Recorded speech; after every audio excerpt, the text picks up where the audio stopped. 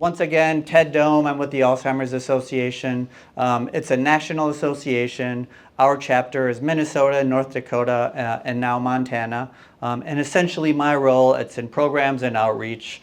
We do everything that we can to help ensure that communities and individuals and organizations and corporations who are seeking educational, just dementia resources or dementia education or other guidance, that we're able to work with them to provide them what they're needed to share with their community. So thrilled to be with you all today, and I think we're talking about an important topic. Nancy, I'm grateful that you're going to be able to speak as well afterwards. So thank you, everybody. As you will see here, today's topic is highlighted. It's called Supporting Independence.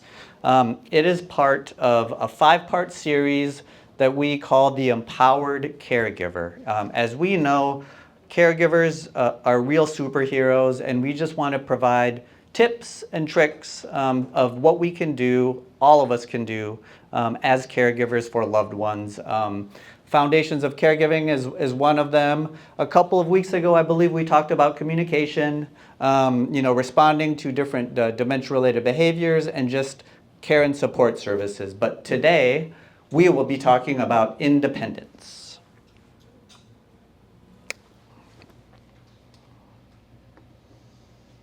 Okay, what are some of our objectives today?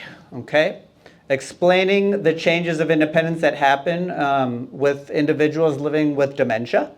Describe an approach that we can all use just to help provide what we might consider to be an appropriate amount of support depending upon where they might be in their journey.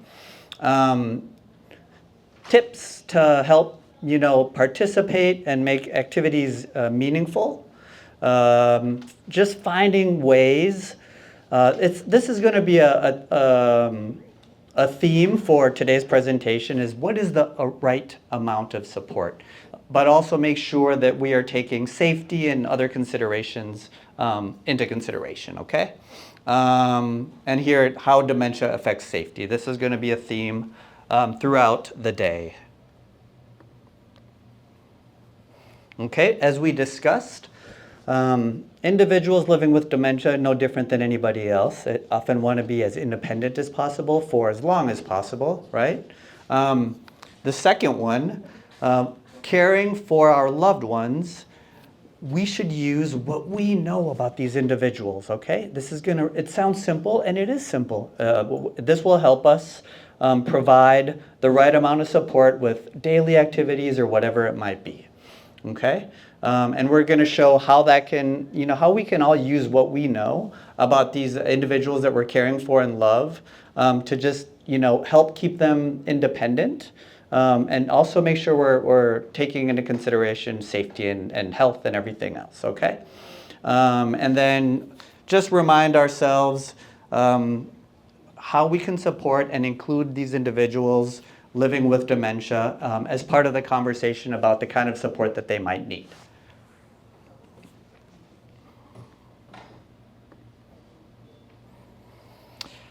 All right, here are our super difficult questions. All people living with dementia need the same amount of support. That is false, okay? Each person living with dementia has different strengths and abilities. As a caregiver, you can use what you know about the person to provide the right amount of support. As we'll discuss, oftentimes in early stages, most individuals can do most things on their own, but that will change over time, okay? And this is just, we're gonna go through how we can help recognize these changes and provide the right amount of support.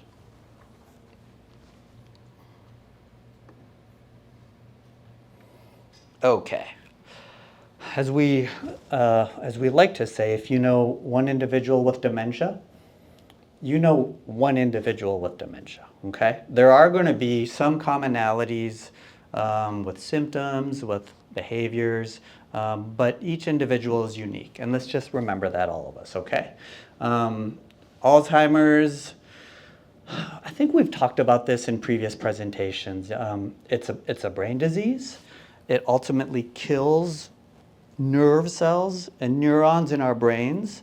All these connections that are being made in our brains are dying off, okay? They're getting disconnected. It might begin with memory or forgetting something, or even just different, parts of communication or thinking. But if it's something in our brains and we're losing all these connections, it's going to ultimately affect almost all aspects of our behavior, okay?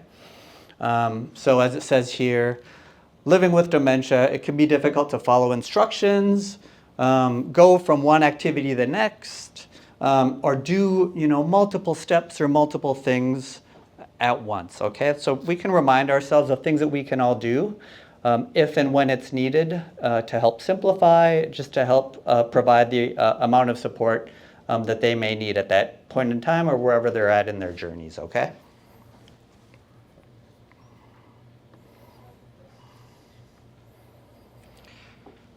Okay, some reminders for all of us. How can we encourage independence?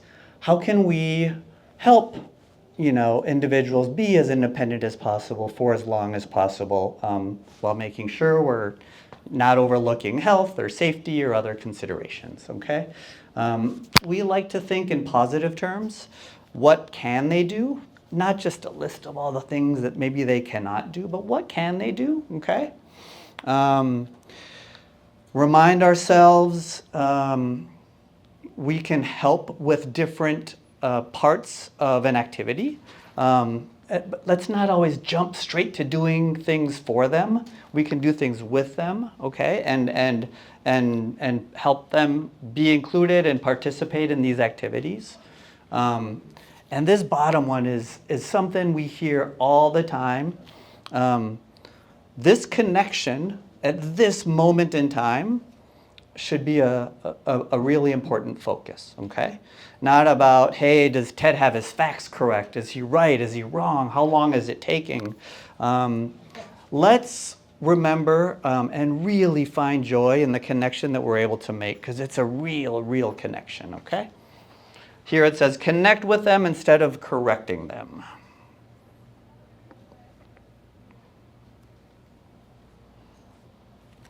Okay, we're going to go through this. How can caregivers help support and provide the right amount of support to encourage independence? Adjust our approach throughout the journey as abilities may change. We'll talk about this. How can we simplify, maybe break things down to one question at a time, one step at a time, one thing at a time. Person might need more time to do each step. So remember to have patience as well, okay?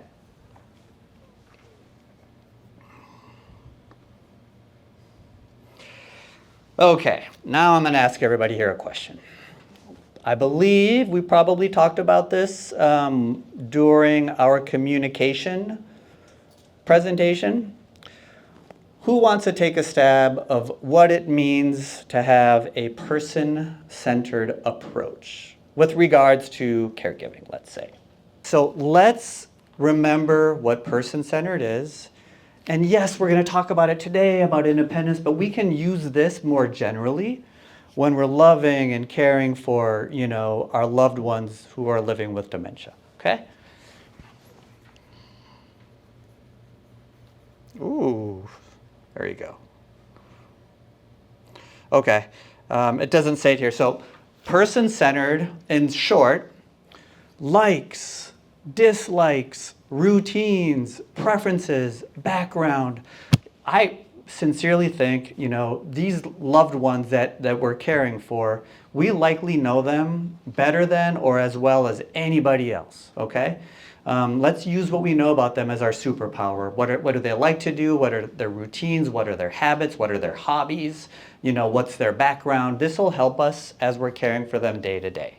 And I'm just going to add, I know we've been sort of talking about loved ones, but in terms of being person-centered for all of you, I want you to also think about your interactions with your neighbors.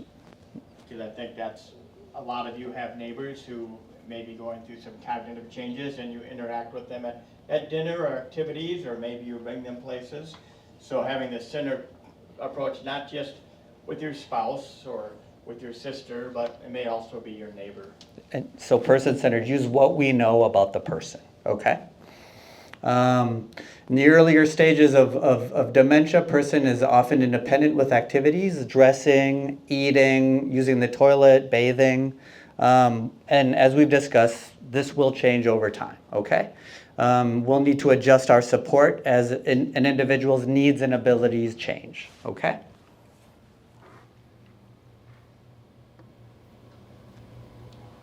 I believe this is Maria. So with mom, examples around mealtime and cooking, Judith. she was willing to allow for my sister and I to prepare meals. And what we would do is have her maybe break apart celery or chop up some bigger size vegetables if we were doing a soup or something, and still incorporate her in those activities. As again, the condition continued to progress, we then would just manage the full preparation ourselves, but supported her process in terms of the eating.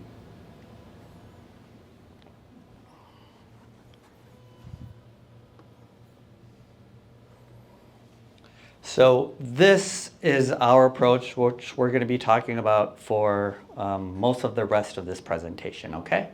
How can we try to find the right amount of support? Planning our approach, being person-centered, simplifying, okay? Creating the right environment, and I'm going to say this a whole bunch of times. The right physical environment, the right emotional environment, okay? And as we're doing things, unless we have doctors or medical professionals in this room, make sure we're keeping track. Are there bruises? Are there new symptoms as part of this process that we need to take note of and make sure that we're communicating with our doctors or our specialists, okay? So as we're doing all these things, how can we be person-centered? How can we simplify? How can we make sure that we have the right physical and emotional environment? And also, make sure we're taking note and communicating any changes in health that we may see as well. Planning our approach. Think about the person's likes, dislikes, abilities, okay? With each activity, treat the person with dignity and respect. We're still giving them choices, okay? Plan enough time, so patience, but this is really where we're talking about being person-centered, okay? And we're going to go over things like our meals, getting dressed, going to the bathroom, bathing, things like this. And yes, make sure that we're patient enough throughout this process. Simplifying. It's often giving less choices, breaking activity into smaller steps, focusing on one step at a time, simplifying even with our questions if that's needed, giving simple instructions, being positive, encouraging. It can be frustrating. So just try to be understanding with that to help the person feel successful, okay?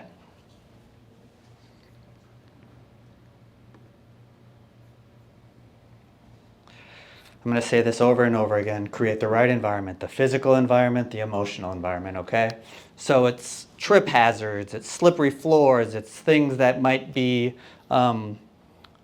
dangerous, okay? But it's also, is it a calming environment, okay? Is it a place where this individual, if they get frustrated, will we be able to try to help them relax and calm them down? And if we're talking about day-to-day things, we're going to talk about privacy, of course, as well.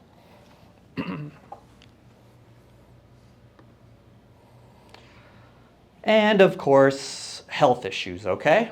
Person is uncomfortable, if they have, difficulty with sitting or standing, or maybe they need assistance with walking. It's giving examples here if we're helping with day-to-day activities, skin conditions, infections, any changes that we might see, bruises in an individual's health.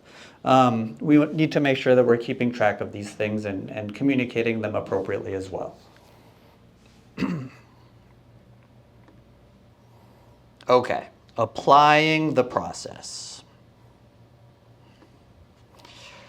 Often the first and the loudest voice will win here, okay? So we're gonna go through a few things. I don't know if we're gonna do all four. We may be able to, but we've got bathing, eating, toileting, and getting dressed. Anybody have a suggestion for where we begin?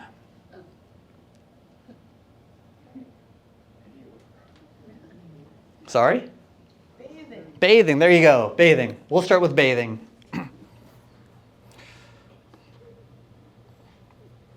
Okay. So as we're going through all these, bathing, what kinds of things can we think of with being person-centered and planning, okay? Likes, dislikes, preferences, routines. Showers or baths? Do they do it in the morning, in the afternoon, in the evening? What are their routines? You know, do they like the water super hot, kind of hot? What about the temperature in the bathroom and things like this? So what do we know? How can we plan our approach for bathing? That's what person-centered is, you know. Bath or a shower, what's their usual routine? You know, are we allocating enough time? It may take longer than, you know, before. So allow enough time. These are the things we think of when we're thinking about the bathing process. What do we know about these individuals? Because if all of a sudden they've been taking showers their whole life in the evenings and we try to give them a shower every morning or a bath, it might trigger something, okay? It might be not what they're used to doing, and this is how we can be person-centered with using what we know about these individuals to support them, okay? How do we simplify the bathing process? You know, sometimes it's with our language. It says encourage independence, but provide help when it's needed, okay? Maybe it's cleaning one body part at a time, one instruction at a time. Again, we're gonna repeat this, patience, okay? It might take a little bit longer than it used to.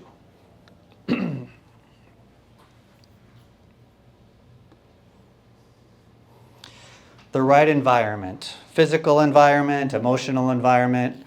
Is it private? I mean, that's a big thing, of course. Is it safe? Are there slippery floors? Is it wet? Is the water temperature way too hot? Provide a quiet, relaxing, and warm space. Yeah, the room temperature, and I'd even say the water temperature is appropriate. Do they have grab bars? That's a big one, yeah. Wall bars for assistance with support with standing or walking or moving. Exactly. Yeah, so these are the environments that we're thinking about, okay? Physical environment, emotional environment. And that would include in the shower as well. Are there, yeah, or maybe they need to be seated, okay? And then health issues, you know, throughout this bathing process or whatever process that we're doing, do you notice anything different, okay? And make sure we keep track of that and communicate that appropriately. You know, just some examples here, physical or medical issues. Is there pain? Are there newer symptoms or difficulties with moving around or something else? Okay.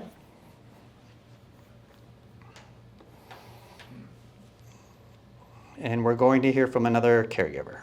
I always knew that Kathleen doesn't like a cold bathroom. So when she began to lose her ability to sequence a complete task like taking a shower, I stepped in and got the bathroom warm for her, started the shower at the risk of wasting a little bit of hot water, such that I could tell her, sweetheart, I got the bathroom nice and warm, all steamy and warm for you. Come on in.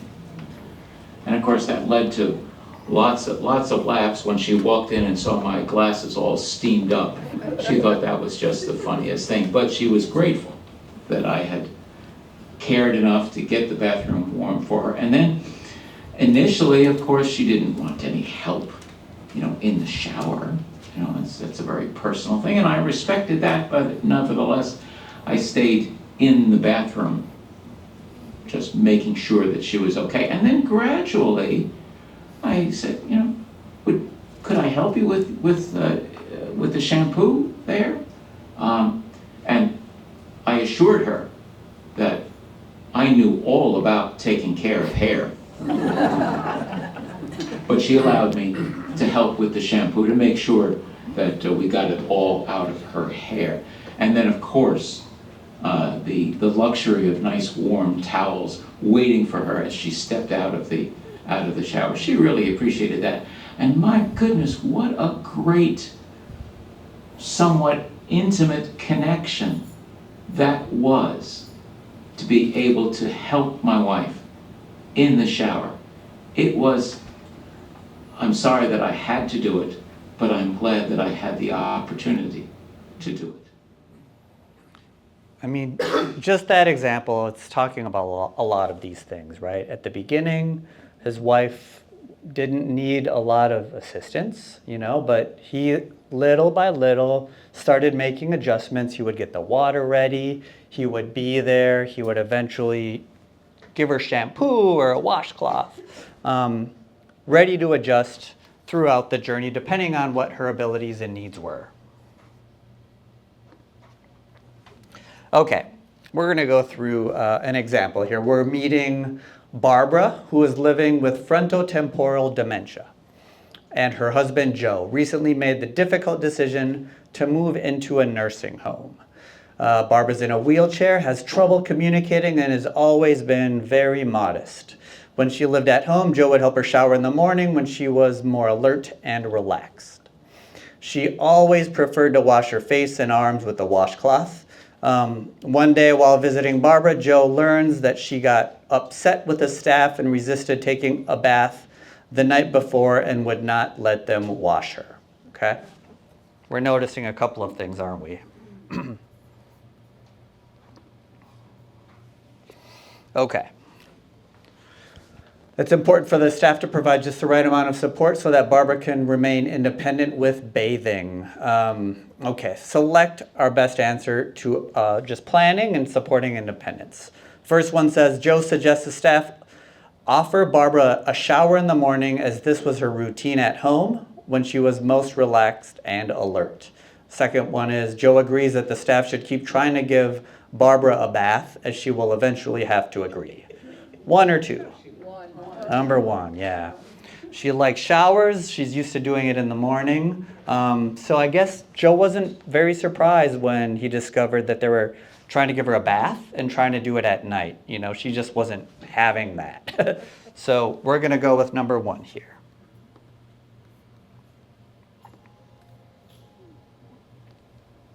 Okay, simplifying the process. Joe recommends staff quickly wash Barbara to shorten the amount of time that she is upset. Or the second one is, he shows staff how he would put soap on a washcloth and then give Barbara verbal cues on how to wash her face and arms. Two. Good. You know, perhaps she didn't need that support earlier, but maybe she's at a point now where, hey, can we do our arms? Can we do our legs? Can we do our back? Simplifying the process.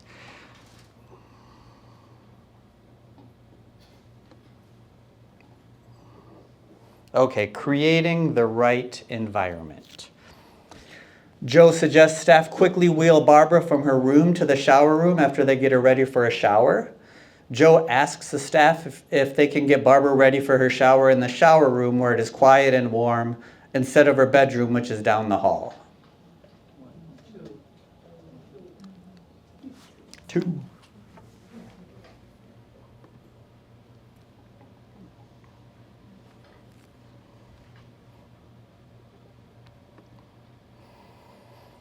And we should never forget, if we notice anything, jot it down, communicate it, make sure we're telling the right people, okay? Identifying health issues. Joe asks the nurse if Barbara has had any changes in medication or has any new health concerns. Joe assumes that the staff will let him know if there are any changes with Barbara's health. 1. We should always be advocates, okay?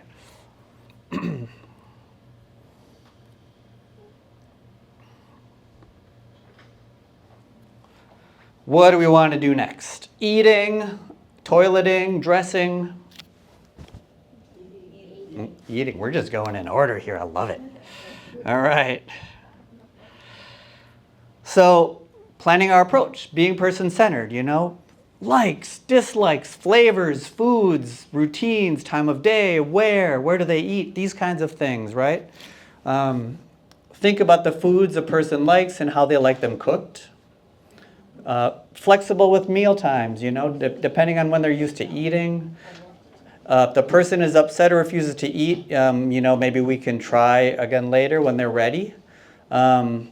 Look for ways to include individuals in making the meal, setting the table, filling their own plate, depending on what we know about them, right? I think in the first example we had, the mother was always part of the cooking and the meal making and the preparation, and the family continued to help her continue to be part of that process, even as her needs and abilities were changing. What do we think about when we think about simplification with regards to mealtime or cooking or preparing meals? What are things that we can think about?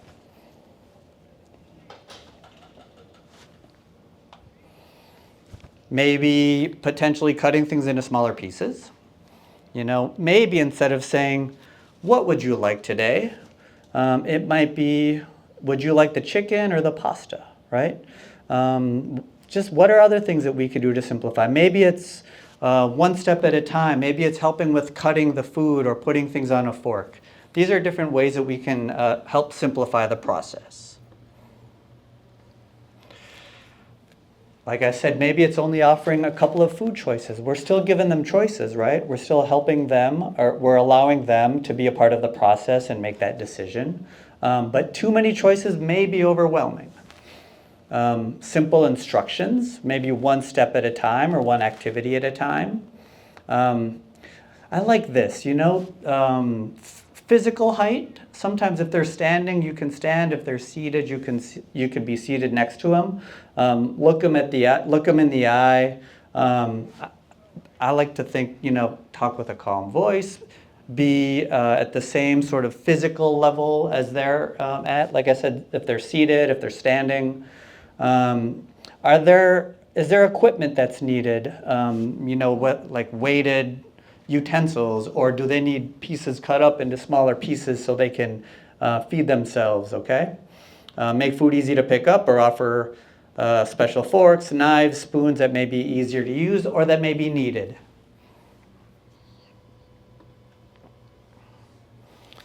What's the right type of environment for them? Physical environment, emotional environment. Is it a comfortable atmosphere and environment? Maybe limit distractions. Music, that's something that may be person-centered.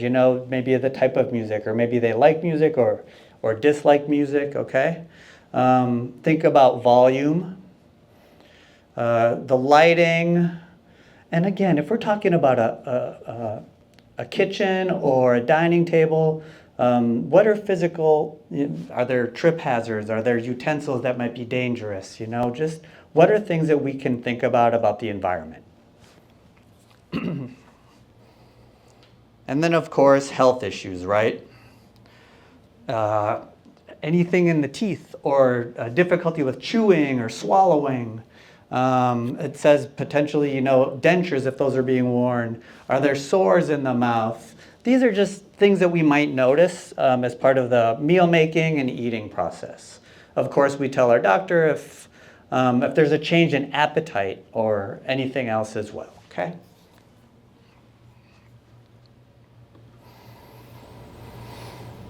Judith, not Maria, this is Judith. We realized that she was no longer maybe able to chew things like meats, chicken, and so we started, not by, I guess, a conscious decision, but just because of Mom showing us what she could and could not do with regards to eating. doing more of a vegetarian diet for her, and definitely things where we would use softer foods as a disease progressed. So we were able to incorporate different flavors and meals that were still very much a part of the cuisine that she was used to, and the sazon flavors that were familiar to her, with things like eggplant, which was something that maybe she never necessarily had as a child or as an adult, but we were able to season it to her liking, and that's something that we kept kind of on a regular part of our meal planning, to make sure that she still had the nutrients that she needed, but also keeping the flavors that she knew and liked. Continuing to include her, knowing her preferences and, flavors that she liked, simplifying the process. This is a great example. Okay, now we're going to meet Lee. Lee is living with Parkinson's disease dementia. He lives with his daughter Naomi and her 2 kids, and is usually independent in preparing and eating his favorite breakfast, toast with butter. The house is usually really noisy in the morning as the kids prepare to go to school. Naomi notices that Lee is experiencing more tremors with his hands, is having more difficulty using the knife to butter his toast, and is dropping the toast when trying to feed himself. He starts staying in his bedroom instead of having breakfast with the family. One morning, Naomi sits Lee at the table with the kids and starts feeding him his breakfast. Okay. How could Naomi change her approach to help Lee remain independent with eating breakfast? By trying to find the appropriate amount of support, okay? Number 1, Naomi asks Lee if she can help by buttering the toast for him. Naomi keeps reminding Lee it's morning and it's time to eat his breakfast.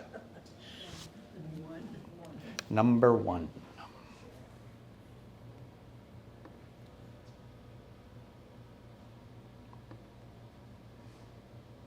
Okay, simplifying. Naomi puts jelly on the toast, hoping that this will make Lee want to eat. Naomi cuts Lee's toast into small pieces so it's easier for him to pick up the food and feed himself. Number 2, she's noticing that he's having more difficulties, more tremors. He's dropping the food when he's eating it.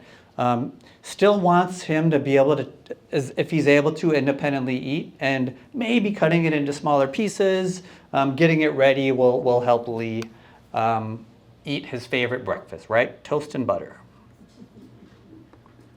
It's one of my favorite breakfasts too. It actually is. Okay, the right environment. Naomi offers Lee breakfast after the kids go to school when there's less noise in the house. Or Naomi has Lee eat breakfast in his bedroom while the kids eat in the kitchen. Yeah, number 1. He likes eating at the table, right? He doesn't want to be in his room, and there you go. We know this about Lee, so it's like, okay, well, I can wait maybe 20 more minutes. When the kids are at school, we can go and have breakfast. I can cut his toast. He can be there. Maybe it's a more relaxing environment as well, okay? And health issues, okay? These are things I think that we were talking about here. Naomi calls Lee's doctor to let him know about the increase in hand tremors and changes in his eating habits. Or number 2, Lee looks fine, so Naomi doesn't look for any health issues. We gave you a hard one, huh? Okay, so obviously we're noticing changes, more tremors. All of a sudden, maybe not all of a sudden, but he's dropping the food more regularly. He's having a difficult time. Yeah, it's an increase in. This has to do with this presentation, and it also doesn't, but we have to be advocates, okay? If we're gonna go see a doctor once or twice a year, if we're gonna have 20 minutes or 30 minutes, we have to tell them what we notice. Okay, since the last time I saw you, there are more tremors, he's dropping his food, he's having a difficult time chewing and swallowing. Make sure you leave after those 20 or 30 minutes with all the questions that you have. If you need a referral, if you have things that you're uncertain about, if you have updates that you need, this allows the doctor to just give you the best advice, okay? But you do have to help them know what changes you've seen, okay?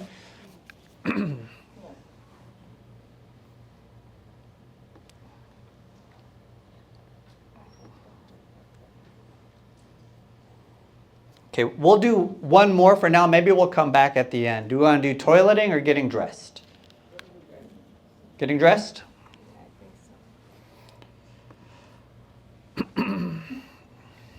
So, being person-centered, all right? How can we be person-centered with clothing, with getting dressed and undressed in the morning? It's, maybe there are colors that they like. Maybe there are outfits that they like. Maybe there's a personal style.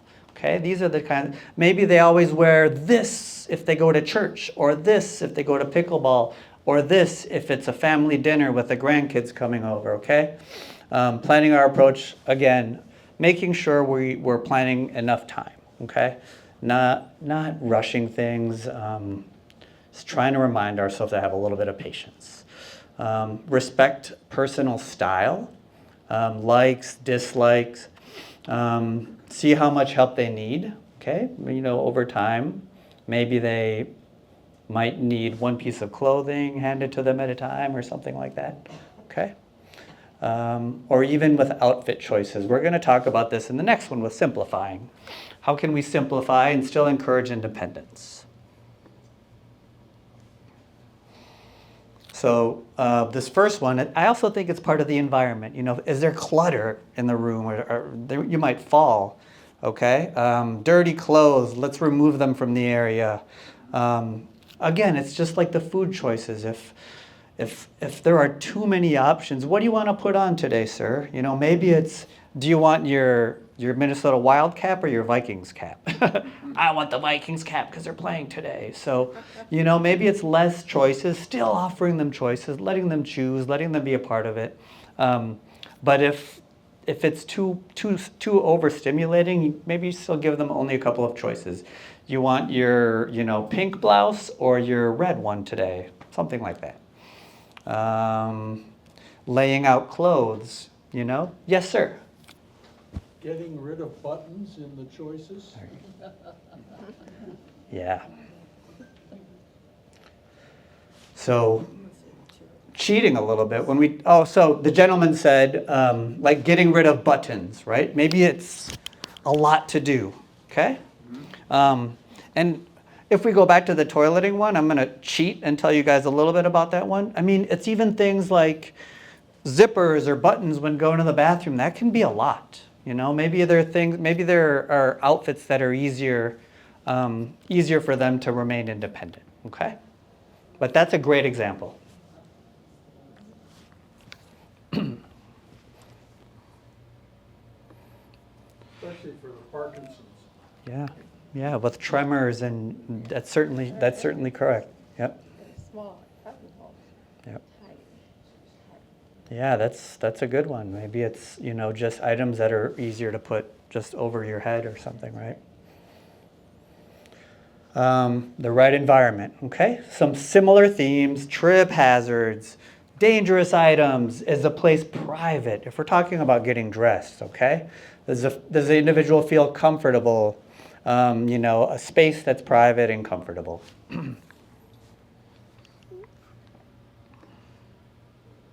Preferably sitting, Sitting is, yeah. because balance is a real hazard. So the gentleman said, maybe think about being seated. It's, balance can be a really a significant thing that we have to worry about,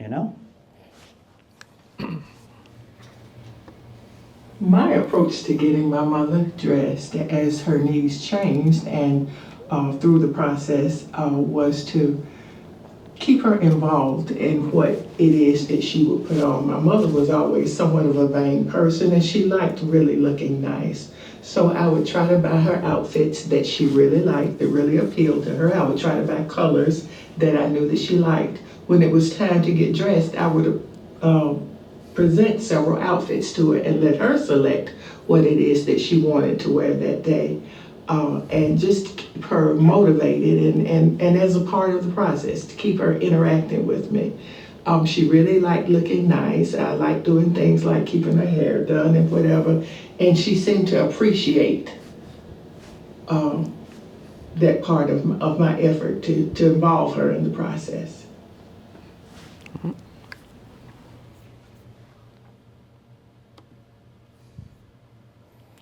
Okay, now we're meeting Lucy and her partner Helen, who is living with dementia.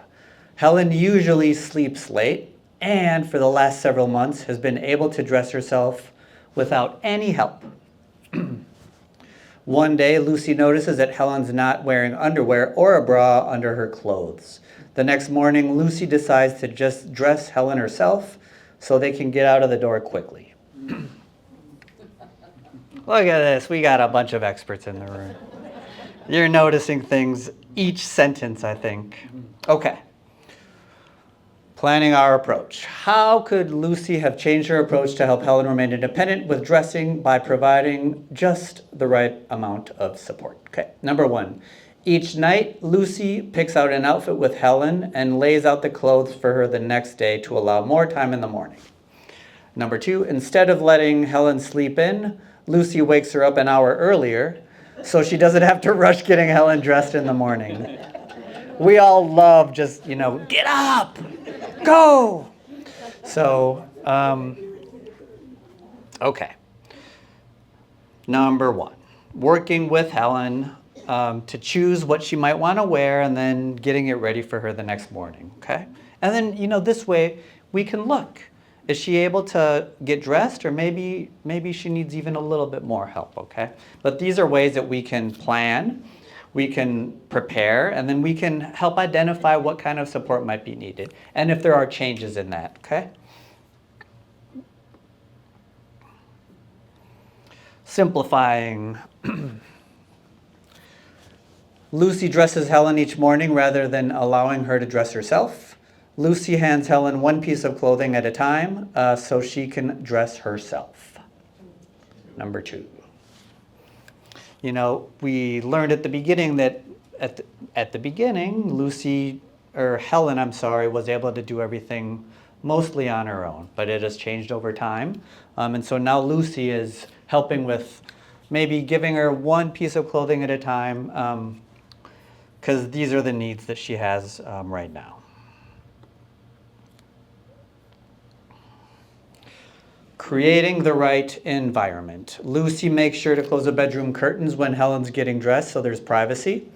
Lucy turns on the TV and watches the news when she's dressing Helen. Or when, yeah.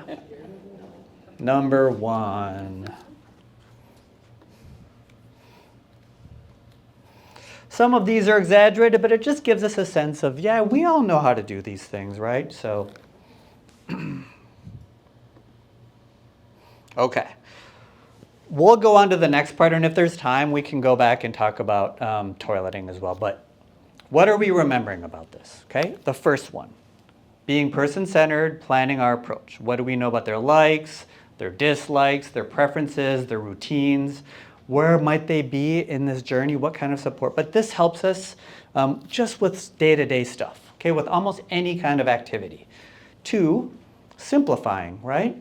Perhaps at the beginning they don't need a lot of support, but throughout we can find different ways of maybe breaking things down into smaller steps, still offering choices, maybe just fewer choices, and just thinking about what these processes are and how are ways that we can maybe break them down or be where they're at with their journey to still give them independence, but supporting them how they might be needing support. Environment, right? physical environment, emotional environment. Is it calm? Is it relaxing? Are there hazards? Are there fall hazards? Are there dangerous things? And then, of course, always paying attention to any health or medical updates that we might notice along the way, okay? Because we're going to go over some things now. Taking part in meaningful activities. Okay, like we love those examples because those are things that we all do. But there's lots of other stuff that we do too. So we can apply this approach with hobbies, with other activities that we might be doing, with visiting, with family gatherings and things like that, okay? So we think about the person's skills and abilities. Think about what do they like to do? You know, are they walkers? Do they enjoy visiting with family? Do they play cards? Sports is a good example because some people love watching sports. Some people, if it's on, it might be too loud, too stimulating. It might be annoying. It might trigger just too much stimulation, okay? The Phillies. Are we a sports fan here? Yeah. Are we a Philadelphia guy? Yeah. All right. So this is how we can be person-centered, just in day-to-day, everyday things, okay?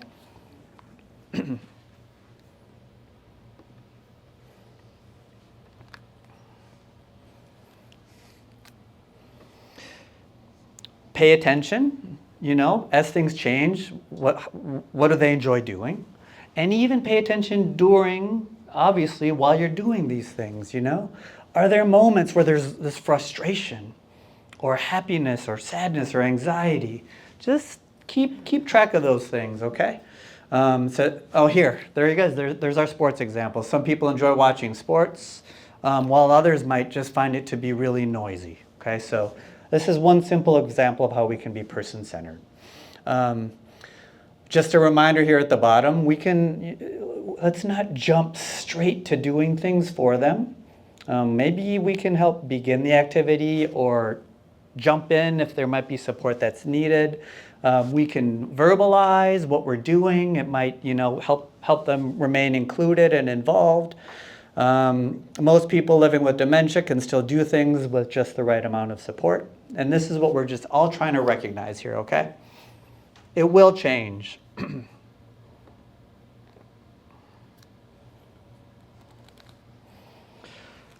Some just reminders, focus on the activity. And again, focus on the connection. That connection is a real thing, okay? Not necessarily the result, not necessarily, did they win, did they lose, just not the facts, but just this connection that we actually have with one another, okay? Is it really important if something, isn't done perfectly, correctly, or they might have a fact or two wrong? We could probably deal with that, okay? What matters is we help, individuals feel useful and that we're just enjoying this moment together. We've talked about this entire time here. Maybe we just break it down into less questions, less choices, one step at a time, okay? Keep it simple, focus on one task at a time.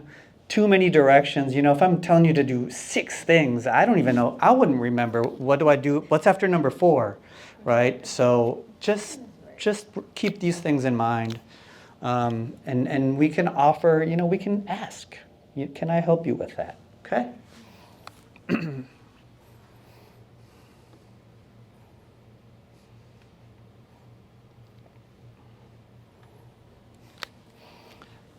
We like using this example. Just as we're doing things, some might be quieter, shyer, but verbalizing things is often helpful. Okay, we can talk through things, and then you say, "Oh, hey, can I help with that?" And yeah, but if we're not saying anything, we might not know that it might be of interest to them. Okay, this is another way of just keeping them involved. Describe what you're doing while you're doing. Maybe it's cleaning the house or folding the clothes or putting a plate on the table or preparing soup or whatever that might be. And have grace with ourselves if it's not working, if it's not your day or their day, we can try again later, okay? May need to make changes to the activity or try it at another time.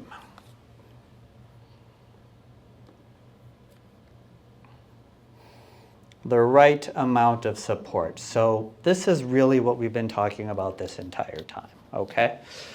We can use what we know. We can use if we see changes. We want them to be as independent as they can be, okay? We also have to make sure we're following and keeping track of health or medical or, of course, safety considerations, okay? Too little support can make people frustrated and want to just stop.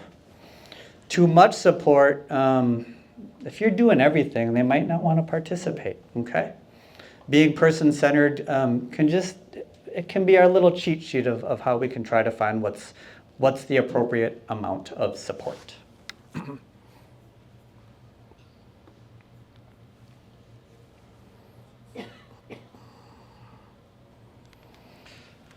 And just some additional tips. Okay, being person-centered, what do we know about these individuals? Our friends, our neighbors, okay? Ask, how would you like to be helped? Do you want to choose the outfit every night, the night before? Do you want me to give you one thing at a time? Can I put soap on your washcloth? Ask. Be prepared and just flexible enough to adjust how you're doing these activities with them. Start small, organize, we're always thinking about the environment. What's the environment?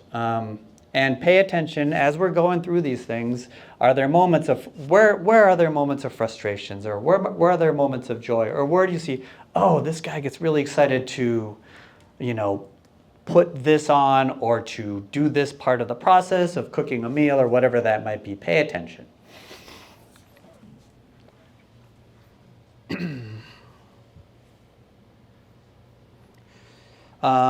I can get these to Betty and Jim, there might be a handout or two as part of this, and I can make sure that if I haven't already sent it, I can make sure that I get those to you as well. It's just, I think, a page or two of just some of the things that we've been talking about, some examples and how can we use what we know to try to find the right amount of support.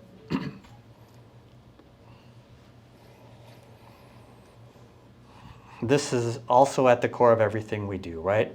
Independence, but also what are health and medical and safety considerations. Okay, another hard one here for everybody. We should only worry about safety in the later stages of the disease. We should always worry about that, okay? No matter what. Never too early to create a plan for the person's safety. This can reduce risk, prevent injuries. It can also make everyone just feel more at peace, okay?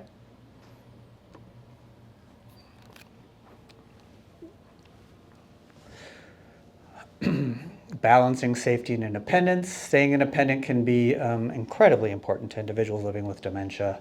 As the disease progresses, it gets harder to balance safety with independence. I always tell people there's no right answer, okay? But if mom is still driving and you're at home, we all have this meter inside our heads where we just feel, okay, this is too much. We trust ourselves.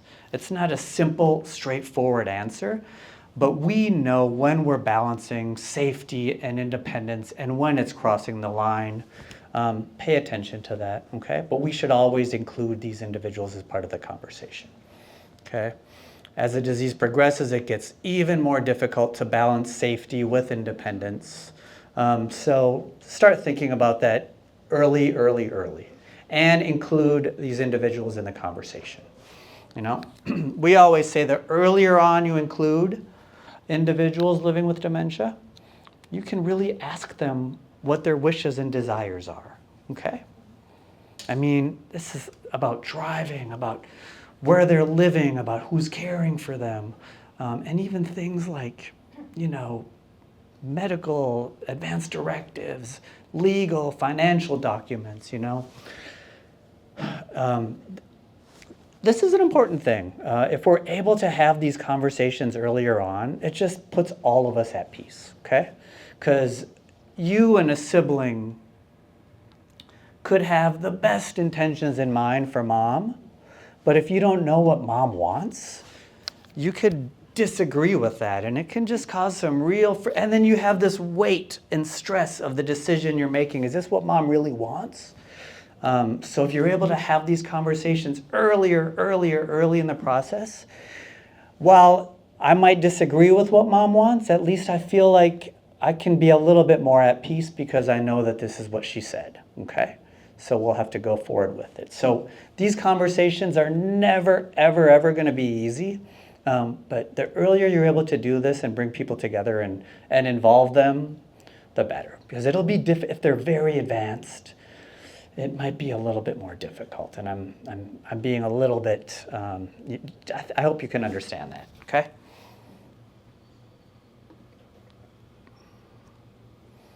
So just different ways that dementia affects safety, of course, judgment, appliances, tools, stoves, items in the shed, just motor things might be difficult, okay?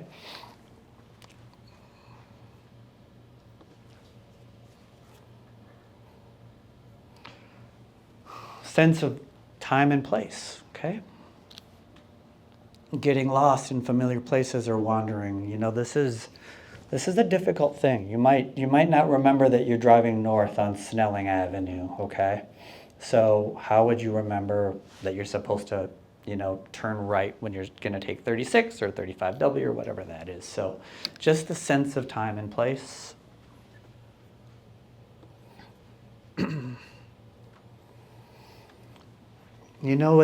It can be frustrating. Anxiety, confusion, fear, some common behaviors that we always talk about.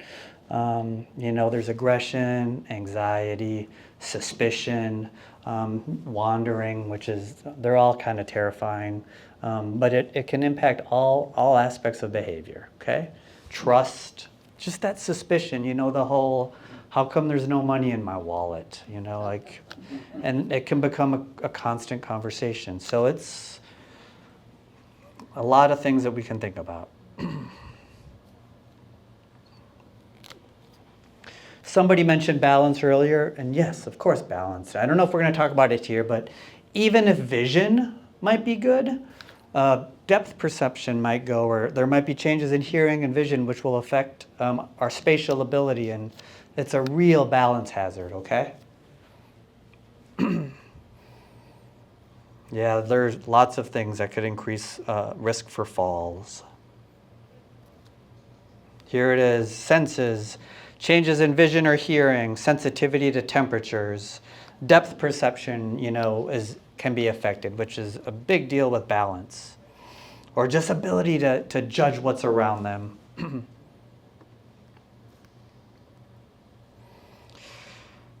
Here's a great list. alz.org/checklist. It's just, I believe, a couple of pages.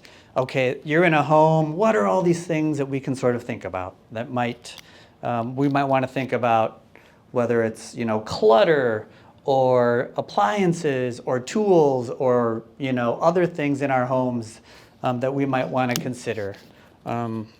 It's a great list.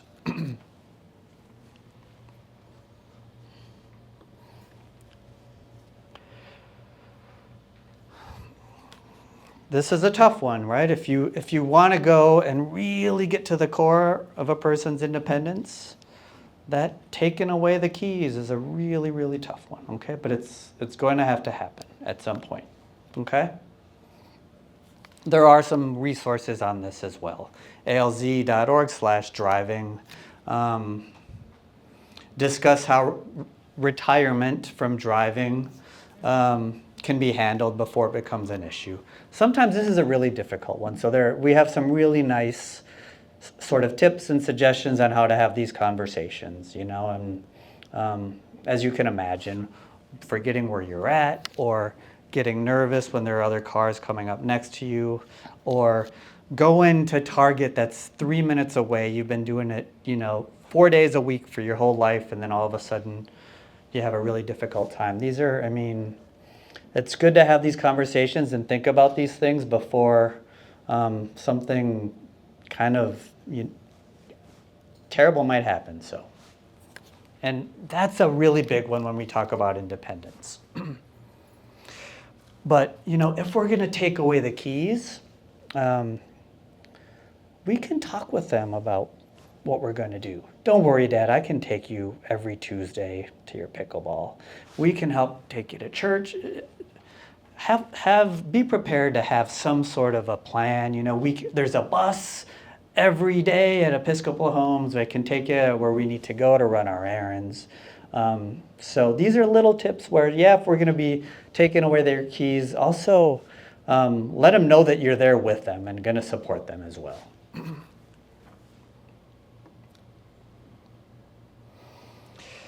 Oh, this is a tough one. Please, please, please. I think we can all imagine how quickly things can escalate, okay? If there are firearms, remove them, okay?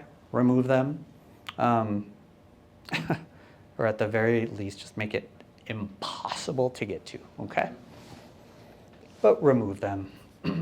Things can escalate very, very quickly. But even, this is where we're thinking about what are hazards, what are risks. Appliances, tools, these things can be very dangerous. Not to be alarmist, but just things to keep in mind.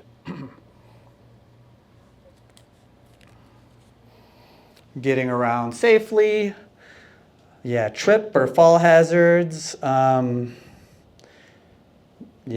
just little tips, if they've got a phone, maybe we can share our locations.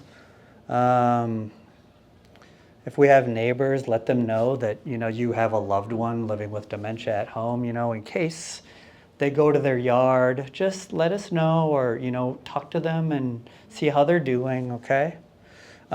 These last ones, I think if you can call our helpline, but there are some really good medical IDs. They're often like wristbands, and you can have like a phone number of getting support, or if a first responder comes, they can know that you're living with dementia. But these ID programs are also really good.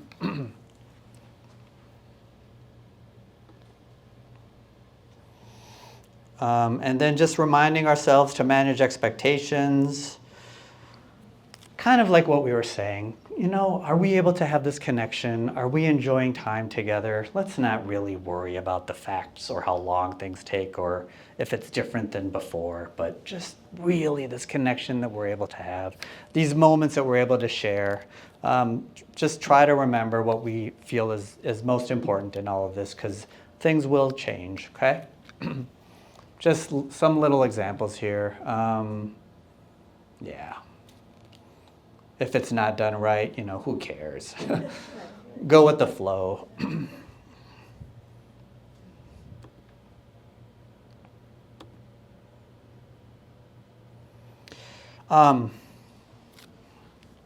Thank you, everybody. This 24/7 helpline, 1-800-272-3900. I think we've given this every single week. If nothing else, I want everybody to have that. It's 24 hours a day, 7 days a week.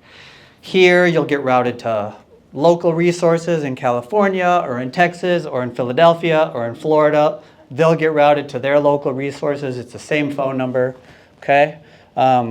If it's an individual living with dementia, there's master level clinicians that can provide consultations, but just for any question or guidance or resources that you might be seeking.